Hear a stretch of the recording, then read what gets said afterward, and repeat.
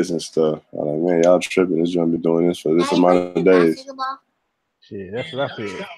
And I work from home, so obviously I need this to work. But Exactly. Welcome to the According Social Podcast. I'm your host, Andre Williams, and today I'm joined by my brother, Tim Parham, tpgotgame. What's happening? What's going on with you, bro? What's going on, bro, man? Nothing much. Just cooling, man. Maintaining what's shaking. And nothing much, man. Trying to get this podcast together. We've been on here trying to get it together for like 4 hours, but we finally got it working. For real. I was about to hit Cox up and cancel my contract with them. That was as bad as it was, but I guess it was just an internal issue. We got it straight though. We got it straightened out. Now, backstory. I'm actually really good friends with Tim's cousin Andre. His cousin Andre Parham. Me and Dre, we met each other 17 years ago, freshman in college. Now, that was 17 years ago. I've been hearing about Tim. I've been hearing about Tim. I've been hearing about every Parham in the world because they all hoop. They all hoopers. Right. That's how I met Dre. I met Dre hooping back in the day. So, yes, sir. I didn't meet Tim like in person until like 2 years ago. Like, out in Vegas. We went out to Vegas. Tim was out there. Lit. Obviously, yeah. I mean, it was real colorful while we were out there. And, it's been love ever since. But while we were out there, Tim was telling us a bunch of stories about, he's, like I said, he's a hooper. Tim has been around the world hooping, played with NBA players hooping. So he's telling us stories. And I was thinking like, shit, well, if he's going to be telling these stories, I want everybody to hear them. So yeah, for sure. Yeah, man. That's what's up, man. People got to know some of these stories, man, because it was a wild ride. I played for 10 years overseas, couple NBA stints, couple of, things here and there. But, it's just a great ride, man. Was recently inducted into the Hall of Fame for my school, University of Maryland, Eastern Shore. So congratulations on that. I appreciate you, man. I saw the ring. It looked like a baby. Ring was like a baby on your finger. Man, I appreciate it, man. They definitely hooked me up, man. For real. So, no blessings. Obviously, you from Chicago. You know it. What high school you go to? I went to Sabas first on 95th and Troop. I think it's called Longwood Academy now, but then I switched it up and went to Hillcrest. It was a way better basketball school. Yeah. Ended up playing there 2 years. Actually, when I first went out there to Country Club Hills, I got cut. Didn't nobody really know me like that. And I got cut. I wasn't that good. You know what I'm saying? I was doing other things, and I kind of cut all that out. Got focused. Was going to the gym every day, working out. You know what I'm saying? Going to the courts every single day. Just to prove them wrong. Everybody thought I couldn't even make the team because it was a really good team. We was like number 3 in the number 3. No, we was number 2 in the state, number 6 in the nation.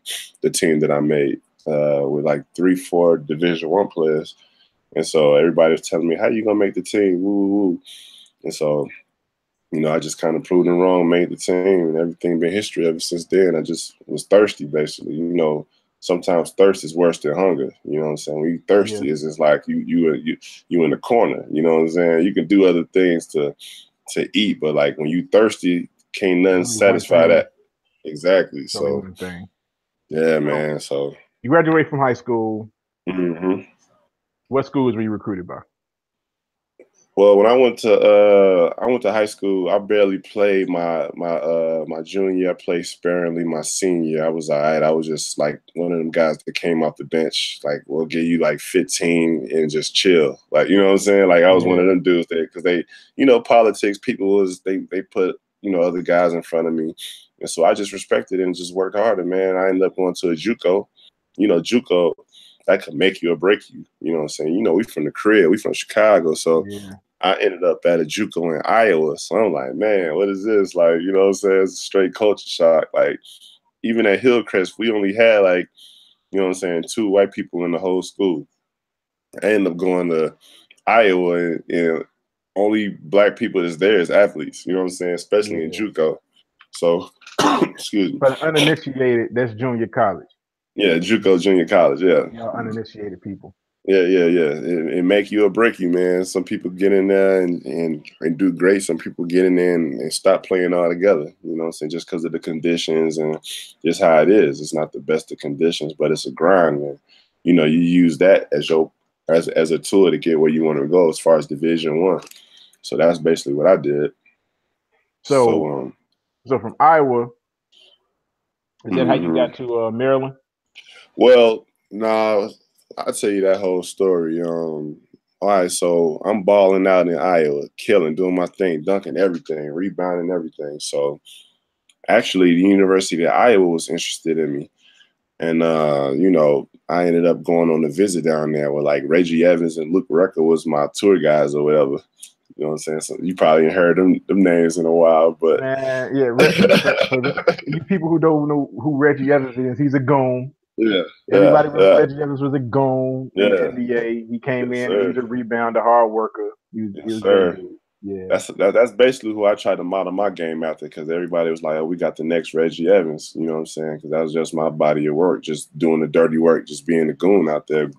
But I was a better scorer than him, not in college, but like on a pro level, because on a pro level, he was straight gooned out. In college, he could actually put that ball in the hole. You know what I'm saying?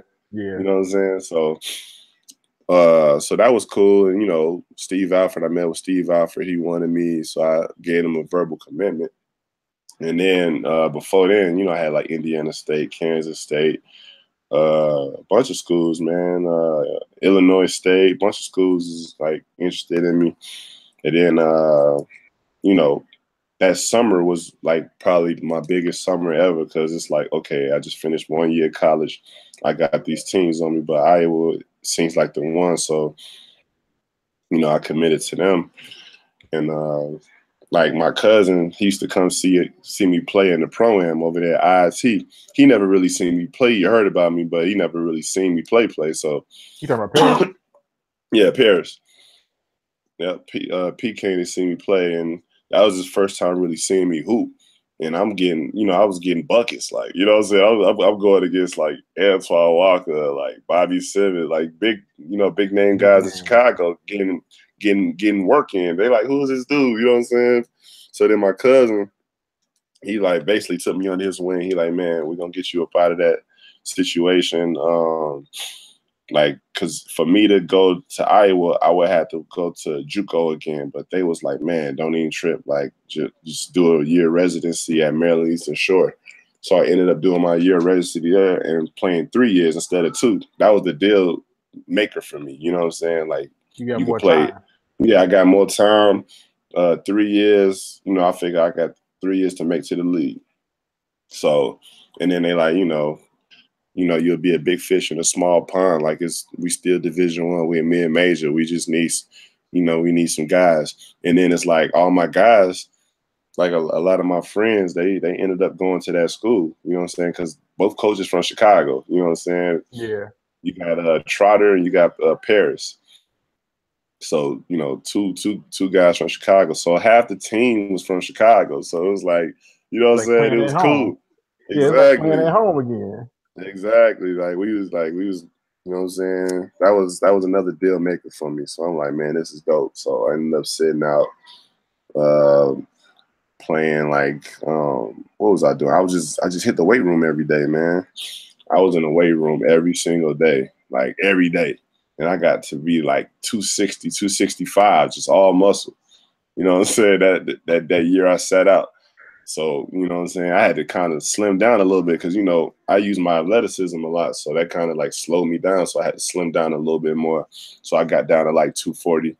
And then after that, it was just, you know, after my first year of Division One basketball, you know, I was just ready after that. So that's how that college thing came in. Matter of fact, my very first game, I'll never forget. My very first game, we played against Portland State at home, and they brought me out the bench, and I had 20. My first game, but then the next game I got, yeah, it worked. But the next game I got my ass whooped. They were like, "Who is this dude dropping 20 in his first game?" And then they just sent mad people at me. I was like in foul trouble. coach is saying it was fool's gold, trying to get under my skin. Like, you know, it was crazy. So you I'm trying to think. I'm trying to remember here because I looked at your stats before like a while ago, and I'm trying to think like how much you. I mean, obviously you're a rebounder, and you did score. You did score when you came out of college, right? What teams were looking at you, like really? Because I mean, Man. everybody's looking for a person that can rebound, but you could do both. You're a rebounder, you're a scorer, you're athletic, and not only there's a lot of people in the league that can rebound, but you look at a big dude like Kevin Looney or something like right now, like Cavani. He can rebound the ball, but that dude can't hit a layup. Like those are the things that you were good at doing around the basket. What teams were looking at you because of that specific skill set when you graduated? It was a lot of teams because my junior year, I put my name in the draft, and I took it out. I was on some draft boards that's going second round, so I'm like, I'm trying to improve my stuff, and because I averaged a double my junior and senior year, so it was quite a few teams. I worked out for quite a few teams, man. But when it comes down to it, sometimes it's just your representation. I didn't have the best representation at the time, and it kind of set me back. But I still ended up making. Going to summer league with the Bulls that year. I remember that was the year. That was the year the Bulls drafted Tyrus Thomas and Thabo Sefolosha. So like me and Tyrus super tight around that time. You know what I'm saying? Now I know you got some stories man, from when you were trying out with the Bulls. Now, who was you fucking up? Because I know you was getting it. So, talking on Tyrus. Me and Tyrus used to go at it. Do you remember the big redhead dude from Georgia Tech, Luke Schenscher? Yep. Yeah, me and him was going at it. He was actually on the team at that time, and I was, I gave him a few buckets. Man, it was just a good time, man. Like I barely played, you know what I'm saying? Like because we had a bunch of straight season vets on the team, and then it's like it's Tyrus, then it's like Chevy Troutman from Pittsburgh, and a bunch of dudes that played the same position. So I barely played in the summer league, but it was a great experience. But definitely when we had them mini camps and practices and doubles, it was definitely some stories, man. Back then the coach was who was the coach back then for us? It was he used to play with Shaq. Scott Skiles. Yeah, Scott Skiles was the coach back then. That dude was a tough guy, man. Like I seen him just talk crazy to like he was talking so greasy. I was like, man, why is this dude talking like that to a first round draft pick? Like, just what I'm saying? That was his reputation, though. His reputation was like, a hard nosed ass dude. And I guess at the end of the day, that's probably why he's not really in the league anymore. Because, like you said, talking to these first round draft picks, they ain't really gonna want to listen to you talk to them like that. And the front office is gonna pick a first round draft pick over the coach just about every time. Yeah, it was a lot of risks. It was a lot of risks, but I mean, it happens all the time, man. Like, but Scott Skiles, like you said, like they're gonna pick the player over the coach, but it's like, nowadays especially, it's like this is the era of the players' coaches. You know what I'm saying? Like your coach has to be cool nowadays. Them old school coaches is outdated. You know what I'm saying? You see more success with player coaches. Look at Brad Stevens. Look at Steve Kerr. Look at Tyronn Lue. All them player coaches. So the old school Bobby Knight type coaches is outdated now. So you know what I'm saying? Those are the ones that have the most success nowadays. Unless you Popovich, but Popovich is a player's coach and he's a disciplinarian. He does both. You know what I'm saying? Yeah, he does both very well.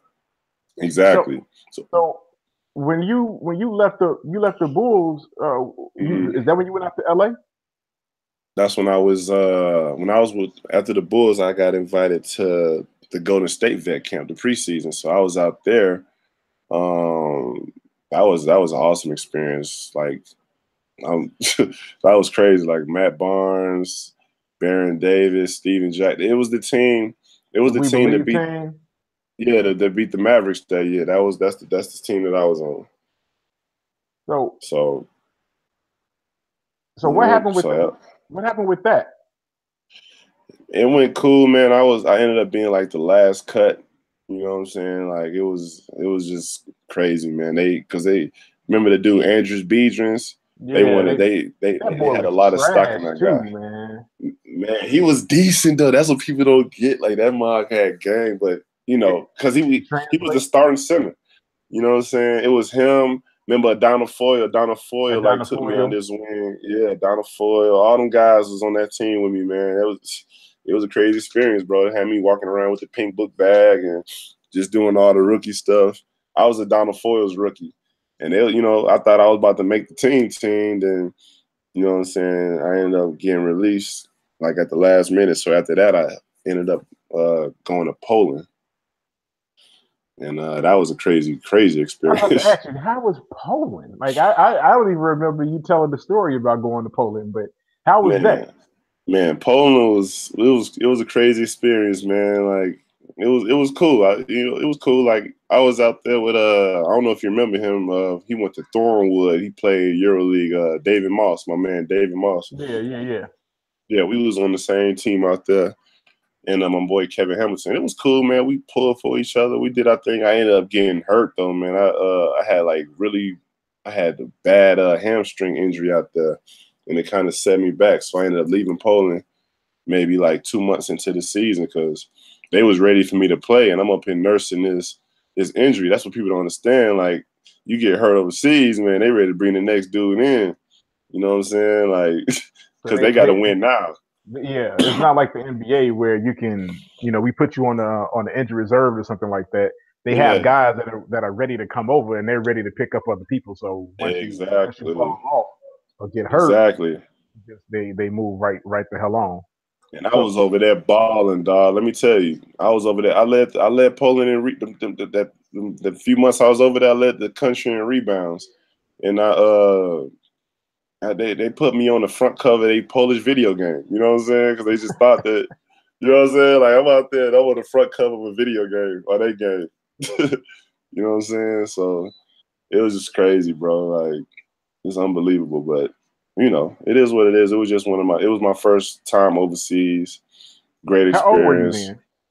I was like 22, 23, somewhere around there. Yeah, I was young. So from Poland, you came back after Poland and you recovered from the injury. You came back. Yeah. You came back home. I came back home for a minute. I went to the D League. I got drafted. I got drafted to the D League after that. I was with Bakersfield Jam, and I did my thing over there for a minute. Then after that, I ended up going to Germany. This is all the same season because that's the whole point of the D League. You want to try to do your thing so you can go get a bag somewhere or make it to the league. You know what I'm saying? Yeah. So I ended up getting the deal to go play in Germany, and I finished out the season over there for Phoenix Hagen. You know what I'm saying? So I basically played 3 places in one season, my first year. Well, really 4, because including the Warriors situation. That's a lot of damn traveling, especially considering how young you were. Like, how did you, as a young man, because you look at all of, like, that was around a period of time when all of those caught like the one and done players, and even one and done, like coming out of high school, and a lot of them dudes couldn't handle it. Like a lot of those dudes didn't know how to handle being basically adults, right? In the NBA, and you're 22, 23 years old, and you're in another country. How did you handle that? Man, I was cool because you from Chicago, you can survive anywhere. First and foremost, then it's like I've been out the crib since I was 18. I haven't lived at home with mom since I was 18. So whether it's overseas or Maryland or Iowa, like, I was straight. You know what I'm saying? I'm used to it. Like, I can handle this. So, I just, a lot of Skyping. You got to have your video games right. Even though my Xbox blew up when I had got a fresh new Xbox 360, bro. And, I had my dad send it to me. As soon as I got it plugged in, it blew up. You know why?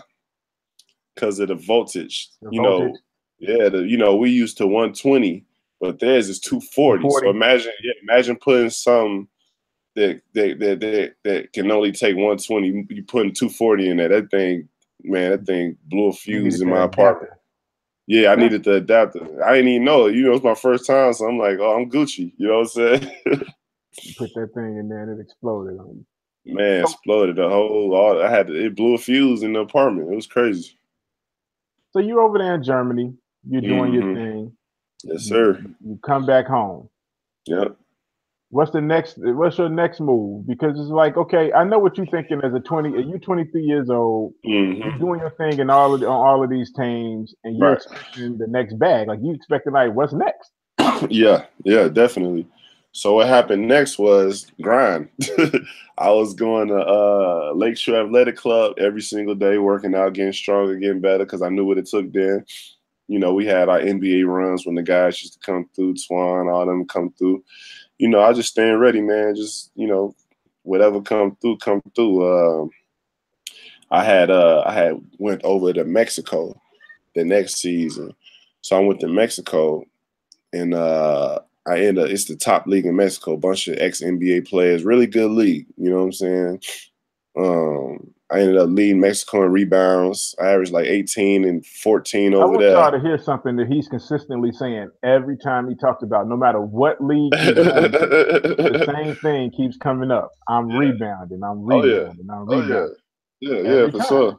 That's how you get your money, man. Everybody can score. Anybody can score the basketball. Can you get 12 rebounds? Can you get 15 rebounds? Can you block a shot? You know what I'm saying? Can you stop somebody on defense? Those are the things that really matter when it comes down to the come down. Like, you know what I'm saying? You got to play your role. If you can score, you got to be the best scorer, period. You know what I'm saying? Just to keep a job. But if you could rebound, not too many people want to do that. So I figure I do the dirty work. Everybody want me. You got to make yourself valuable. You got to make yourself attractive to these GMs. Everybody wants a rebound. Everybody wants a guy that can just leave it all on the floor. Like, don't let guys come in and score. Protect your point guards. You know, the dirty work. That is highly valuable. And you know, guys like Ben Wallace. You know what I'm saying? Like, he set the tone for players like me. Even though he couldn't really put the ball in the hole, like after him, our stock went up because there wasn't a player like that since Dennis Rodman. You see what I'm saying? Yeah, he found a niche for himself. That's a major key. Yeah, young kids, like you young boys that are listening to this podcast, you have somebody who's been where you want to be. These are the things that you got to do. He's giving you a major key right now. Find your niche and stay in it. I think a lot of problems with basketball players today, in particular, is that everybody wants to be good at everything. And of course you want to be good at everything. Right. You got to be able to find out what you're actually good at and then expect that. You did that. Exactly. I'm a good rebounder. I'm a good defender. Like, of course you can score the basketball. Right, but if you're playing on a team full of people who can score the basketball, what's the point of you trying? Exactly. What's your value? If they got three guys that can score better than you, you're gonna be the fourth option. There's no fourth option if you're American on any overseas team. You're not. No, it's non-existent unless you're playing in like some kind of minor league where you're the fourth option. That's cool, but it's no such thing as a fourth scoring option on an overseas team if you're American. They expect you to be Michael Jordan. You know what I'm saying? I had to be Michael Jordan in a Dennis Rodman kind of way. You know what I'm saying? Yeah. So it's like, and then you could be nice as hell, but then you still, at the end of the day, you still got to win. You could put up 40, 50 points a game and they'll still cut you. None of that shit matters, is what he's telling you. None of that shit matters, man. What matters is wins and stats. If you can get those two, you can keep a job overseas for as long as I did. And I played a long time. You know what I'm saying? You came back home. And what was the next NBA team that you were working with? The Bulls again. The Bulls. I was okay, so I did that, and then I finished up in Mexico. I ended up going to Brazil and playing. Came back from Brazil. To that shit. You've been all over the world. It's crazy. So you in Brazil. Man. I'm in Brazil hooping, bro. How did you even focus in Brazil? Come on, really? Man, it was hard, bro. There was a lot going on, man. I bet.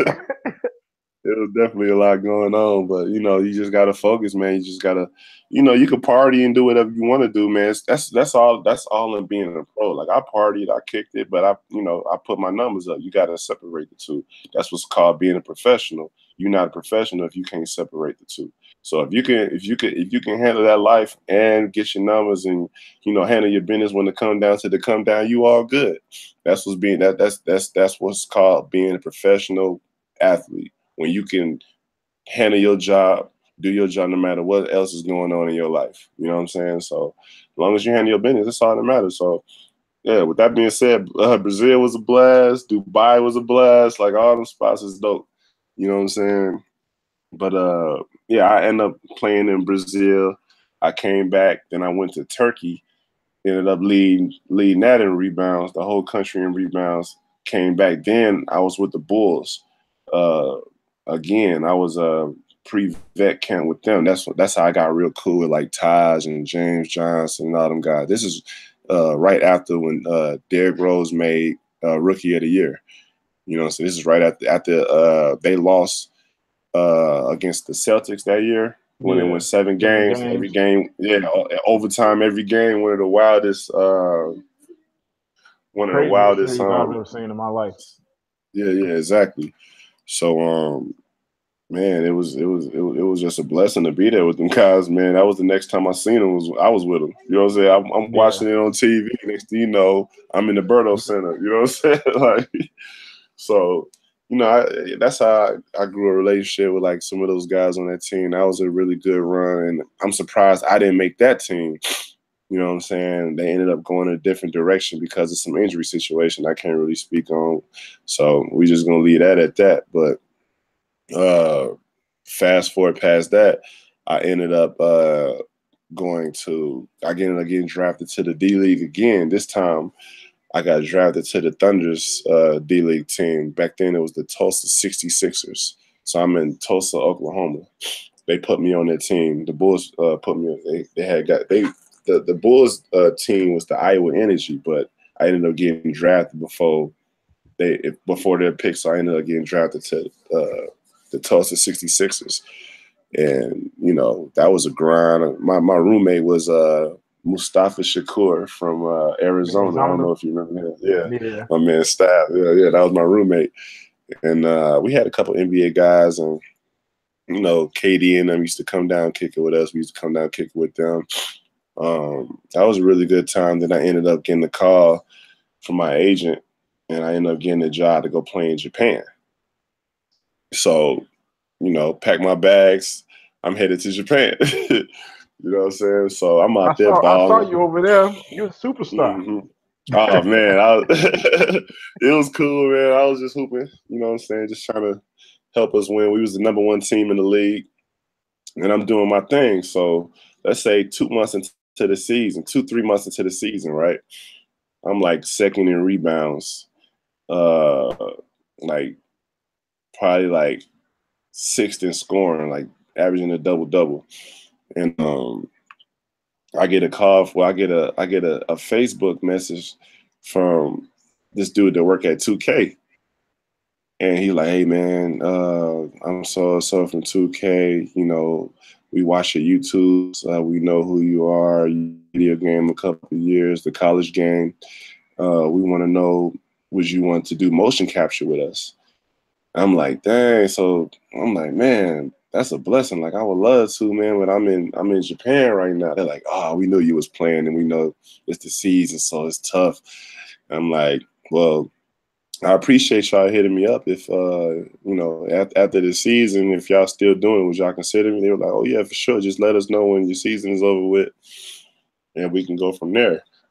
Excuse me. So it's crazy. A week later, we go to like Toyama. That's a city in Japan, and like the first play of the game, I get the ball and I dunk on this dude with the left hand. Just dunk on him crazy, and I ended up falling and breaking my wrist. So bam. So they like my wrist is just swelled up crazy. So they all panicking and say, "Oh man, wrist." So they take me to the doctor. They like, man, he gotta, you know, he's done for the season. He can either he can either have surgery, we'll pay for the surgery. He can, it'll be faster, but he'll have screws in his wrist for the rest of his life. Or he can just let it heal on his own and it'd be like 9 months. 9 months. You know what I'm saying? So I'm like, dang. You're a professional basketball player. You can't waste that much time. Yeah, it was crazy, man. So what had happened was I get back to Chicago, like, damn, down on my luck right now. Like I was just with the Bulls, then Japan, now I'm back home. Like, you know what I'm saying?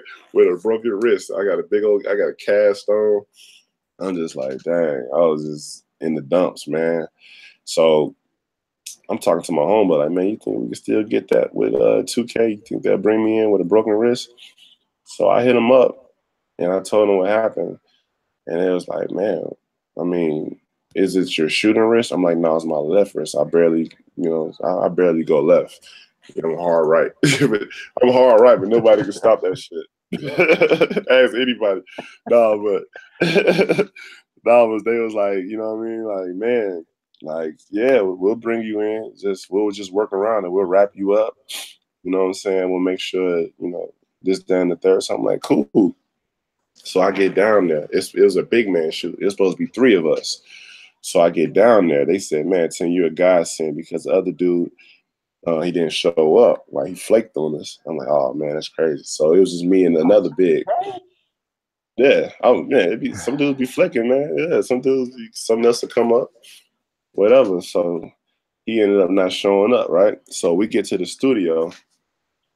Within the first 10 minutes of the studio, the other big man rolls his ankle. So he's out. So then it's just me looking at you. They looking at me because we supposed to rotate and alternate. You know what I'm saying? No, so now it's just me, and I'm just like, okay, I'm here with a broken wrist. I gotta do all this. It's an 8-hour shoot, 2 days. I had to do all that by myself. So I just said, fuck it, man. I just went hard, man. I just put my head down. I did everything that they asked me to. I did, you know what I'm saying? And they was just impressed by like my work ethic and how hard I went. They loved that. He said I had the highest vertical of anybody that wasn't in the NBA, of a big man that wasn't in the NBA they ever had back then. I don't know if I still got it, but back then they said that my vertical was the highest of anybody that ever did that. That's a big man that's not in the NBA. So I'm like, dang, they get people to do that all the time. All the time. Yeah. And so just Go ahead. Mm-hmm. I'm sorry. I ain't trying to cut you off now because I really just want to hear you talk your stories. That's what I want to hear. So yeah, It's just I just went hard, man. Like I was just trying to break the rim, bro. Like I was getting up super high, and they didn't expect that from me. So at the end of the day, they was thankful. I went hard, whatever, cool. So one of the producers, Zach Timmerman, hit me like, hey, we know you love the game. We know you're a 2K head. How would you like to be a tester for the game? While you're hurt, you know what I'm saying? You can go to LA and be a tester. And I'm like, man, yeah, for sure, let's do it. You know what I'm saying? What kind of question is that? Right, like you know what I'm saying? I'm unemployed at the moment. Like, let's do it. So I ended up working on NBA 2K. Was it 2K11? 11. Yep. That's the one with Mike. Yeah, that's the one with Mike on the cover. The first one with Mike on there, and that was like one of the best games, one of the best 2Ks to ever come out. Somebody asked me to ask you that question, so I'll ask you right now. Is that your favorite 2K? That's one of them. That's like my second one. I think my favorite one is the one that you can actually play as me on.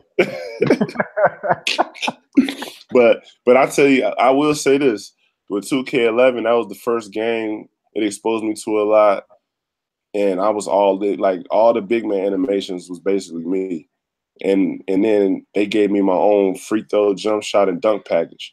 So like if you scrolling or editing a player or like whatever, making a player, and you scrolling through like the dunk package animation, the jump shot, free throw animation, if you keep scrolling, you'll see TP on there. And I was on there for a few years. You know what I'm saying? And it's still in the game. It's just I don't have my own package. It's a number. It's one of the numbers. Yeah. It's like, it's one of the numbers or whatever. And it's like my dunks is like big man off 1 foot tomahawks. That's my animations on there. You know what I'm saying? And you So don't understand, like that type of like that to me is just like cold as hell, bro. You know, like I play the hell out of 2K. Like every day, yeah. we play the hell out of 2K. And Oh I be yeah, telling them, like I be telling my cousins, I'm like, yeah, my boy work at 2K, and you know, and some like my dudes that I play with, they're like, you ain't know nobody who play at who work at 2K. And but I'm telling you though, like he really works at 2K. Like I was telling right. him, he do animations and shit, and he like work on the Mm-hmm. game. Like he does Yeah. gameplay development for the game. They're like, Right, no, right. no, he don't. You don't know nobody. And I'm like, all right, man, all right. So to me, and to like us, because we all, you know, we game heads. So for me, you know, Mm-hmm. somebody I know that's working on the game that I play like probably more than any other game in the world. Right. Like let's go. Hey Yeah. man, I appreciate that, man. For real. I just gotta represent, man, for the crib. Somebody in there from the crib. You know what I'm saying? I'm just trying to work hard, make sure I handle my business on the game every day, man. Just try to make sure everybody happy, especially as far as gameplay and stuff like that. So, you So know. okay, before you get into you working on 2K, didn't Mm-hmm. you said you had was it New Orleans or was it no, the Clippers. Yeah. When did you work out for the Clippers? All right, so fast forward to 2000. Fast forward to after. Okay, I played at a bunch of places more overseas, like Asia, Taiwan, Dubai. Played all over there. So I ended up playing in. What happened was my agent. I had landed a deal to go play in Iran, and it was crazy because it was like it takes so long to get your visa to go down there. So my agent like, man, just go to this Canadian team. You know, you just leave when your visa comes. You know what I'm saying? Like just to stay in shape or whatever. I'm like, all right, I could do that. So long story short, I murdered that shit in Canada. You know what I'm saying? They wouldn't let me. They basically wouldn't let me go because it's like, you know, you got to pay that.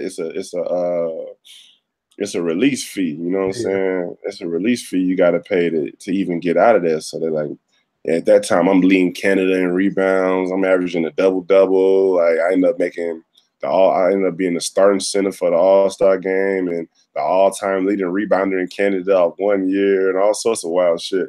You know what I'm saying? So You tell y'all it's the same shit. man, Rebound, defense. rebound. Yeah, rebound defense, man. Everything else, anything else is extra. Like me scoring is extra for them. So okay, he can get hella rebounds. Anything else is like a plus for anybody. You know what I'm saying? Any other type of skill set you show, long as you got a basic skill set in anything that you do, like long as your specialty, you got the basic skill set for that. Anything else, man, shit is extra. So, excuse me, I got a bad cold. So I ended up doing that. So after that season, I got an invite from one of the coaches, Dave Severance, right? He was the coach for the Bulls when I was with them. And he hit me up like, man, you want to come down here and work out? It's an NBA only workout, but I can get you in every day. I'm like, let's do it. So I get down to LA. I'm staying in a hotel. So it's like my first day, you know, I'm the only dude there that's not in the league. So I'm getting on there, I'm hooping, right? I'm doing my thing. I'm the only dude there that's not in the league. I'm hooping, like whatever. So they tell me to come back. They keep telling me to come back for like 2 months, right up until the season starts. I'm thinking I'm about to make that team. Cause it's like I get the referral from Chris Paul. Like, let's say, all right, so one game, it was me, it was Chris Paul, it was Sasa Vujacic, uh, who else is on the squad? Mario Chalmers and somebody else. We was going against like Blake and DeAndre Jordan and Paul Pierce. We just going like KD, Michael Beasley. Like I'm the only dude there that's not getting these checks like that. You know what I'm saying? So I'm busting my ass every single day. You know what I'm saying? So one day, me and Chris Paul and all the dudes I said, we was all on the same team and we ran the gym. Like we probably won every game. And I wasn't out there trying to get all the buckets. I was out there setting hella screens.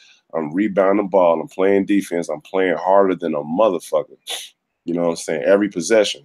So you know, after we finally got off, you know, I'm just chilling on the sideline, me and Pargo talking. And me and who was that, man? RIP, man, my man Rasul Butler. We just talking. He like, man, you was out there doing your thing. Everybody asking about you. I'm like, man, for real? So the coach called me over there. It was like, Tim, you played at Maryland East Shore, right? Yeah, I think I remember you because you was a big time rebounder, and because I ended up like being number 7 in the whole nation in rebounds my senior year in Division I. I think I remember you. We was recruiting you. Okay, cool.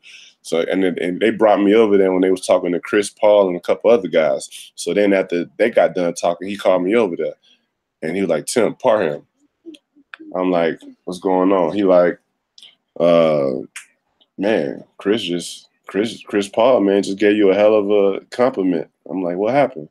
He was like, man, that's the type of dude we need on the team. Like, that dude don't give a fuck. He go hard. You know what I'm saying? So I'm sitting there geeked up. Like, I'm trying not to smile. Like, oh, for real? Oh, okay. My damn face gonna fall off. I mean, you thinking you in, like I'm in now. Man, when somebody say that, like, yeah, man, that dude go hard. So, you know, they kept, you know, I'm playing against guys every day. So, you know, I guess they didn't. I don't know what happened with that, but I didn't end up making the final roster. I ended up going back to Canada because I was already signed to go back to Canada for next year. So that's how the Clippers thing started. And then the next year, you know, I won the championship in Canada that year. And then that next year, I was on summer league with them. That was 2015. So yeah, that was pretty dope to be still even on the NBA radar, and I'm like 32 years old. You know what I'm saying? Yeah. So it was just a lot of basketball, man. But I definitely thought I was in. They was telling me to come back every day to the point where I was just a regular up there, just hustle like one of the coaches from the Lakers. He was the coach for the Raptors. He was one of the coaches for the Raptors back then. He just ran up to me one day. Hey, man, who the hell are you? Like, you are, like, everybody's trying to figure out. Like, I was just in there, like, you know what I'm saying, hooping. They're like, man, you are doing your thing. Like, if it's anything you need help with, like, you know what I'm saying? I got real cool with a lot of people, man. That was a super dope experience, man. Just soaking up all the games. Just, you know, I got real cool with, like, who was the coach up there? What's his name? That's when they brought Woodson in, and they had Doc. Doc was up there. Me and Doc real cool. You know, 2 Chicago guys. What's the dude? Great point guard. Played for the Rockets. He won a championship with Akeem Olajuwon. He was a rookie. Sam Cassell. Yeah, him. I got cool with all them guys, man. They ended up bringing me back for the summer league the next year in Orlando. You know, just if you're a hooper, man, and you get with these situations like me, just make sure you expand your database, man. Get people's numbers, emails. You never know, like somebody invites you somewhere. The next thing you know, you playing summer league, or they might invite you to vet camp or something like that. You know what I'm saying? You just need that exposure. Don't be scared to ask for, you know what I'm saying, emails and phone numbers, because, you know, you got to get your database up. You know? So, let me ask you a couple of questions. Mm-hmm. I need to be honest. You good? Real honest. Okay. Let's get it. Best hooper you played with while you was working out in the NBA and everything. Best hooper. Best hooper I played against? Yeah. This current right now? Yeah. I like this probably KD. Okay. Probably KD. I can see that. Even though I mashed on KD a couple times. We ain't gonna miss it. I mashed on a couple of NBA guys, man. No, you need to call. We need names, man. Who you get? Who you bang out on? I don't know. It was a few of them, man. I know I got Taj before I got definitely I got KD and Beasley at the same time. Man, with the left off the rim, tip dunk with the left. That's how, because that summer I forgot to say that summer to the after my database was so cold and I was doing so good that I ended up working out for the Phoenix Suns. After I went back to Chicago for a minute, then Phoenix flew me out. I ended up working for Phoenix. Then the Lakers flew me out, and that's when Kobe had came back from his Achilles injury. So I'm playing with Kobe. I'm playing with Isaiah Thomas. I'm playing with DeAndre Jordan and Blake and CP3 one week. Then the next week I'm playing with like the twins, the Morris twins, and Isaiah Thomas, and you know what I'm saying, Bledsoe and Dragic. Great ass couple weeks, man. It actually lasted for like, I want to say damn near 2 months, man. I was just engulfed in basketball on the West Coast, bro. The LA period sound like love, man. Man, love, bro. I mean, it's not a lot of people that can be like, yeah, I was playing with CP. I was playing with Blake, and like a couple weeks later, I'm playing with Kobe. Like that. Yeah, that's not normal. yeah. Like most people don't get to experience that type of stuff. How was that? How was playing in with Kobe? How was that?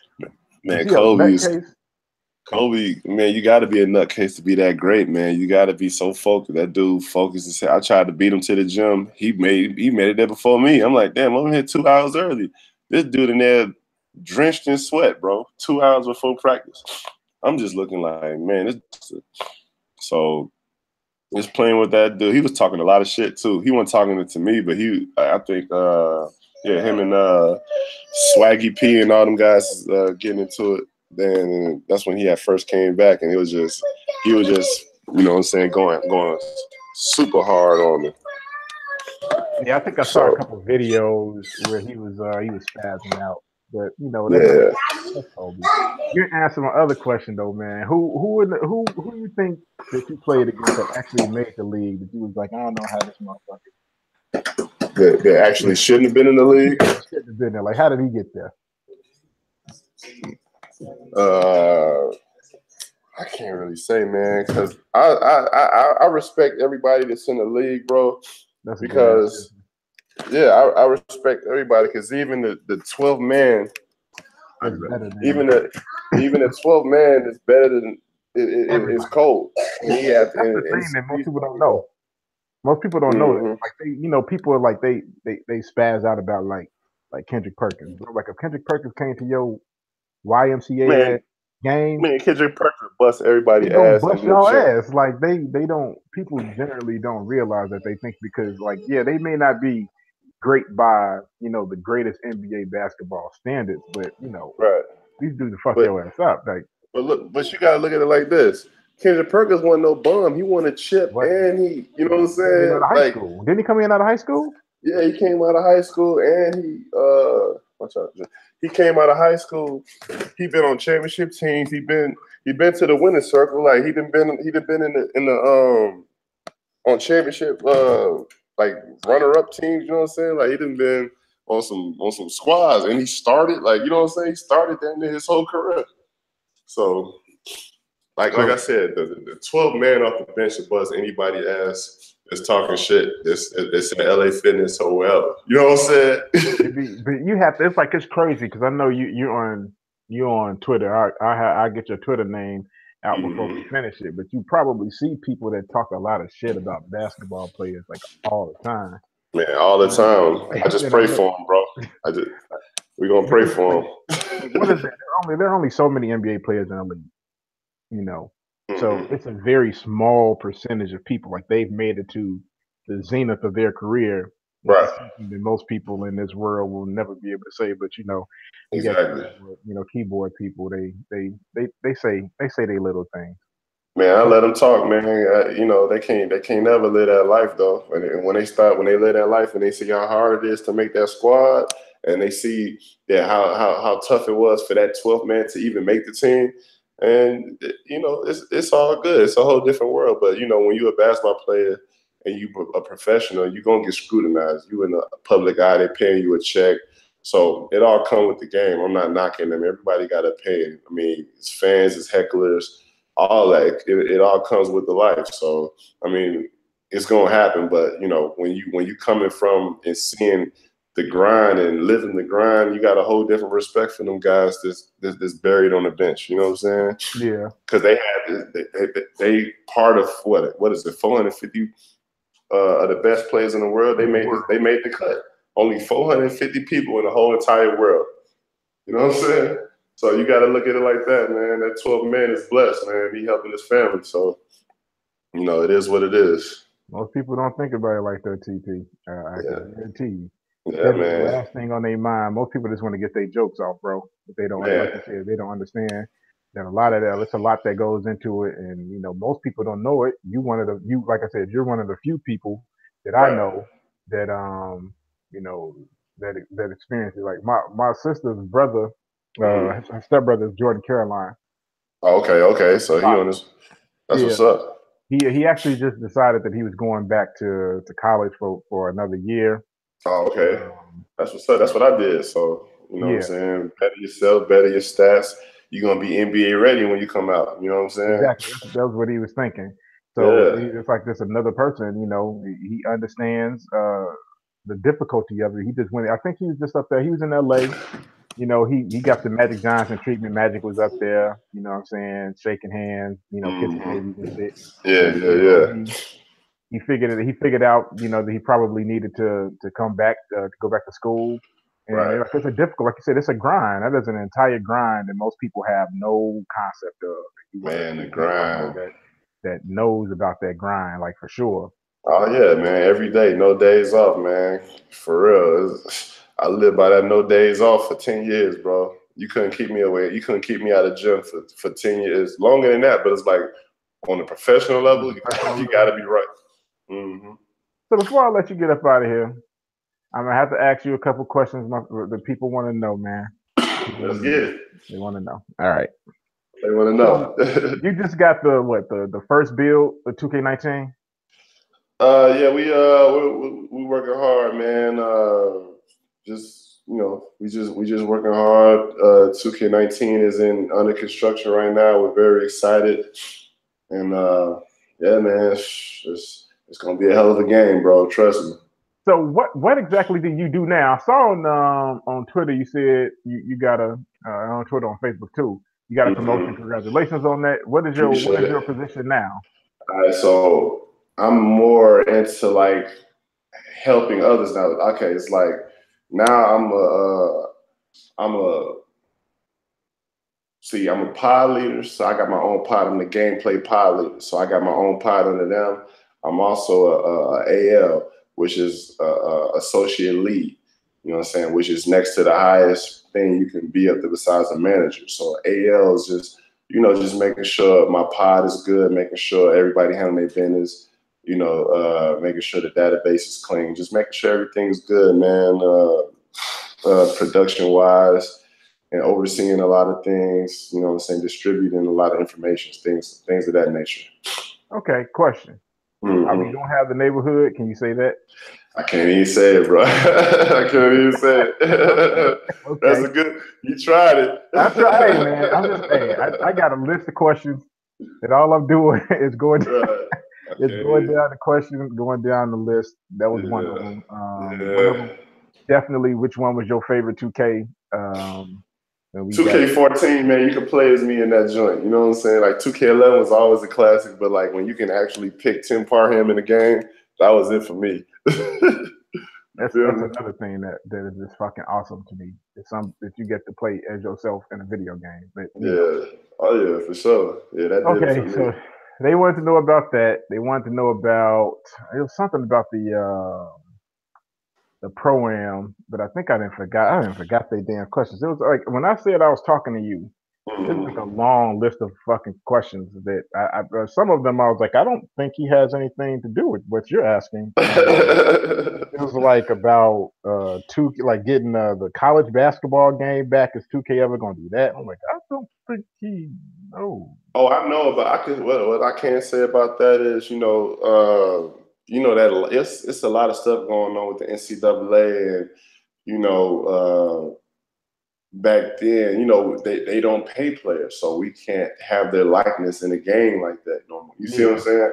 So it's all about the likeness, because you saw what happened to the other game, like they sued, and football. Yeah, in yeah, the last basketball game, who was it? Ed O'Bannon.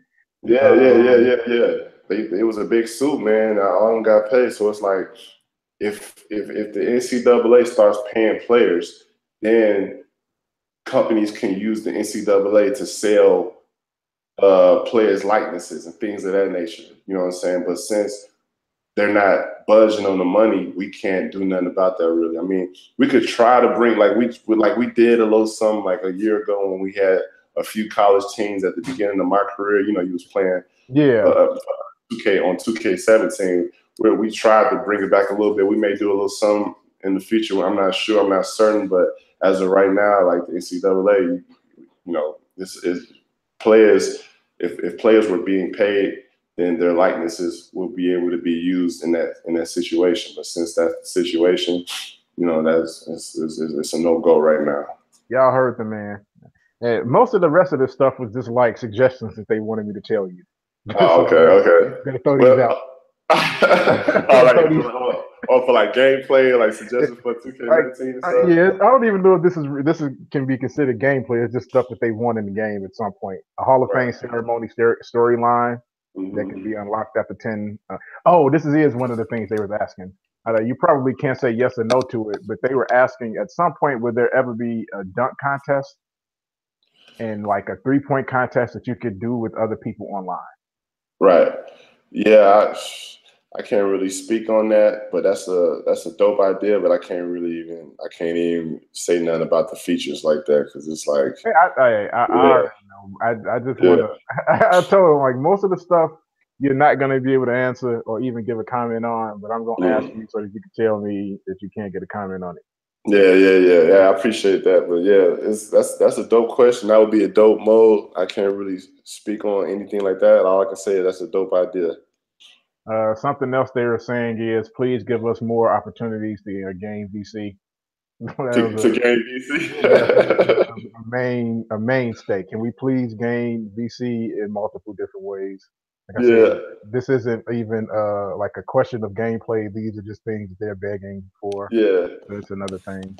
And then like if anybody ideas and I could submit them, like man, just hit me on Twitter or Instagram, send me a DM, and I'll submit the ones that's that's very clever. I'll submit them. I'll submit y'all stuff. Just shoot me a line, and I'll submit it, and then we can go. So that you got a direct line to 2K through me. So what's your Twitter? tpgotgame is on Twitter, IG, and Instagram. Instagram is IG is Instagram, but Twitter, it's on everything. Yeah, everything. Snapchat, all that. tpgotgame. Holla at me, man. If y'all got any questions, any concerns, any feedback. I love feedback, man. Send me feedback. Send me suggestions. You know what I'm saying? You got a direct line to 2K, so just do that if y'all got anything, and then I'll submit things that are super clever that that we're not already working on. You know what I'm saying? Somebody said they want you guys to make an entire high school game. An entire high school game was. I used to think about that when I was in high school. Back in the day, you got the chance. Like on the first NBA 2Ks, it was on Dreamcast. You could like create teams. So I created like the players on my high school team, like a Hillcrest, and like we, what I'm saying. That'd be dope. But what I'm saying. Like I said, it's a whole. That would be nice, but it's like it's a lot. It would be a lot. Yeah, that'd be a lot, a whole lot. You know what I'm saying? But that's definitely a dope idea. But I don't, it got to be a bunch of licensing and things of that nature. Which is a lot of money that's gonna go into that. Yeah, I mean, unless we create our own total world, which that's we light years away from that product. Yeah, that was we light years. Yeah, we just trying to make the best product for y'all right now in NBA 2K19, man. Stay tuned. Last two questions. Last two. NBA Skills Challenge. Can we possibly get that? I can't say nothing about any modes or features, man. That's the only thing. Baylor, can't help you. I can't, man. That's the only thing. This is an actual question. The last one is an actual question. This one is from my boy Delvin. He wants to know what's the process of balancing making a new version of the game every year that still feels familiar but has enough differences to make it worth the purchase? Feedback, man. Give us feedback, and we taking care of the issues. We love the community. We listen to the community, so we want to make y'all. We want to keep y'all up to date with things, but not make a total game. We still going to make 2K, but we want to make everything better, and we want to make the best basketball video game every single year. So, y'all got power, man. Just submit things. Keep on giving us feedback, videos, things that y'all like, what y'all don't like. That helps. You know what I'm saying? We listen to the community. Y'all heard him.